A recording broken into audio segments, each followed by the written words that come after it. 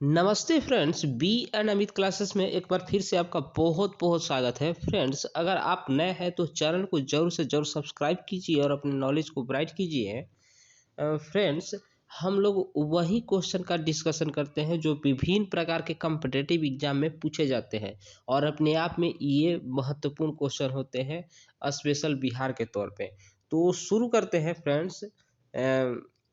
किस काल में कांसे की मूर्तियों के निर्माण की एक उन्नत शैली का विकास बिहार में हुआ था? तो पाल युग में हुआ था। Option D is the right answer friends. तो कांसे की मूर्तियों के निर्माण की एक उन्नत शैली का विकास बिहार में हुआ था और वो पाल युग में हुआ था। आगे बढ़ते हैं फ्रेंड्स। बिहार में पाल युग में कांस्य से निर्मित मूर्ति की एक उन्नत शैली का विकास बिहार में हुआ था। तो कांस्य मूर्ति के निर्माण की इस शैली में जो निर्णायक देन थी वो किसकी थी? तो ये मूर्तियाँ बनती है तो मूर्तियों का कोई ना कोई कलाकार होगा। तो वो कौन-कौन से कलाकार थे जो कांसे की मूर्तियों के निर्माण में अपनी निर्णायक योगदान दिए थे? तो इसका राइट आंसर हो जाएगा फ्रेंड्स धीवन एवं विटपाल। Option B is the right answer.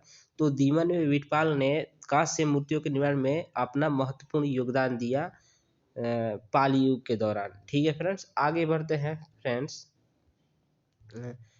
पाल-कालीन कांस्य मूर्ति कलाकार दीवन एवं विटपाल कहाँ के निवासी थे? तो ये नालंदा के निवासी थे। Option C is the right answer.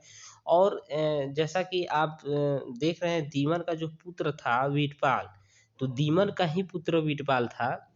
ठीक है फ्रेंड्स, ये याद रखिएगा आप लोग। आगे बढ़ते हैं फ्रेंड्स। पाल-कालीन कांस्य मूर्तियों पाल-कालीन कांस्य प्रतिमाएँ साँचे में ढली है, इसका साक्ष्य मिलता है। देखिए जो पाल-कालीन कांस्य प्रतिमाएँ हैं, ये साँचे में ढली हैं, साँचे में ढली है।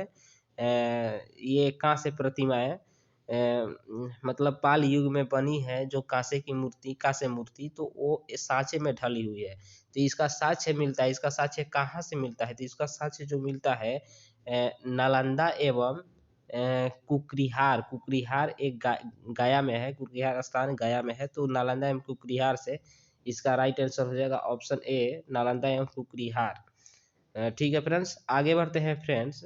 जब भी आपसे कोई पूछेगा कि पाल-कालीन कांस्य प्रतिमाएँ साँचे में ढली है, इसका साक्ष्य कहाँ से मिलता है? तो नालंदा एवं कुकरीहार से, ठीक है? तो आप ऐसे भी याद याद कर सकते हैं कांस्य प्रतिमाएँ मूर्ति कलाकार जो थे दीवान बीरपाल वो कहाँ के थे? नालंदा के, तो नालंदा के हो जाएँगे, ठीक है? आगे बढ़ते हैं फ्रेंड्स। पाल-कालीन मूर्ति कलाकार दीवान विटपाल समकालीन थे। तो समकालीन थे तो धर्मपाल एवं देवपाल के समकालीन थे, ठीक है? पाल युग के दौरान तो धर्मपाल एवं देवपाल के समकालीन थे, ठीक है? समकालीन मतलब शासन के दौरान, ठीक है? उनके शासन के दौरान, ठीक है? तो आगे बढ़ते हैं फ्रेंड्स। चित्रित पांडुलिपि अष्टसहस्रिक प्रज्ञापरमित और पंचरस किस युग के हैं? तो ये जो है पाल युग के हैं। Option C is the right answer. पाल युग के हैं ये चित्रित पांडुलिपि अष्टसहस्रिक प्रज्ञापरमित और पंचरस, ठीक है? तो ये पाल युग के हैं। आगे बढ़ते हैं फ्रेंड्स। पालकालीन चित्रकला का भित्ति चित्र रूप कहाँ से प्राप्त हुआ है? तो देखिए भित्ति चित्र रूप पालकालीन चित्रकला का कहाँ से प्राप्त हुआ है? तो नालंदा से हुआ है, ठीक है फ्रेंड? मैं आपको एक अगले वीडियो में बनाऊंगा भित्ति चित्र क्या होता है, ठीक है?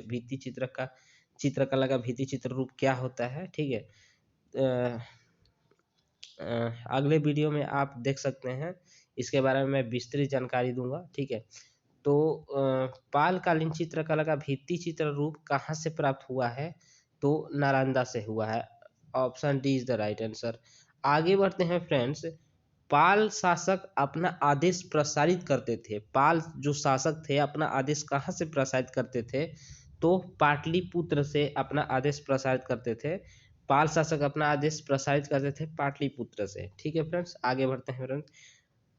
पाल काल में श्रीनगर भुक्ति कहा जाता था। देखिए पाल काल के दौरान श्रीनगर भुक्ति कहा जाता था।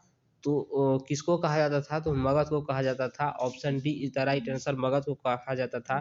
संभवतः अंग पुण्यवर्धन भुक्ति थे। ठीक है, संभवतः अंग जो थे पुण्यवर्धन भुक्ति थे। आगे बढ़ते हैं फ्रेंड्स। देवपाल की अनुमति से सुमात्रा के राजा बलदेव पुत्र ने कहाँ विदेशी विद्यार्थियों के लिए छात्रावास का निर्माण करवाया था? देखिए,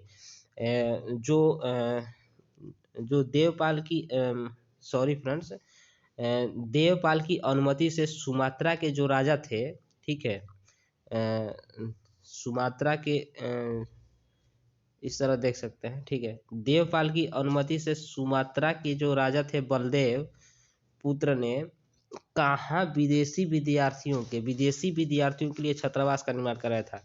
ये तो हमारे बिहार के स्टूडेंट पढ़ते थे, लेकिन बिहार में उस जमाने में विदेशों से आते थे, श्रीलंका, भूटान, चाइना, नेपाल, तो इन सब देशों से आते थे पढ़ने के लिए। तो उन विदेशी विद्यार्थियों के लिए छात्रावास का निर्माण करवाया गया था देवपाल की अनुमति से। ठीक है, सुमात्रा के राजा बलदेव पुत्र द्वारा। तो ये कहाँ निर्माण करवाया गया था? तो नालंदा में करवाया गया था। जैसा कि आप जानते हैं कि नालंदा विश्वविद्यालय, आप इस तरह भी समझ सकते हैं इसको कि विश्व का सबसे पुराना विश्वविद्यालय नालंदा विश्वविद्यालय था। तो नालंदा विश्वविद्यालय जो था, तो नालंदा में ही विदेशी छात्र आएंगे, तो जाहिर सी बात है कि विदेशी छात्र जहाँ पढ़ने के लिए आएंगे वहीं उनका छात्रावास रहेगा। तो वहाँ नालंदा में ही उनके लिए छात्रावास का निर्माण कराया गया था। ठीक है फ्रेंड्स, तो फ्रेंड्स वीडियो कैसा लगा हमें कमेंट बॉक्स में ज़रूर से ज़रूर बताएं। और तब तक के लिए धन्यवाद आपका। और अगले वीडियो में आपसे फिर मुलाकात होगी। ठीक है फ्रेंड्स।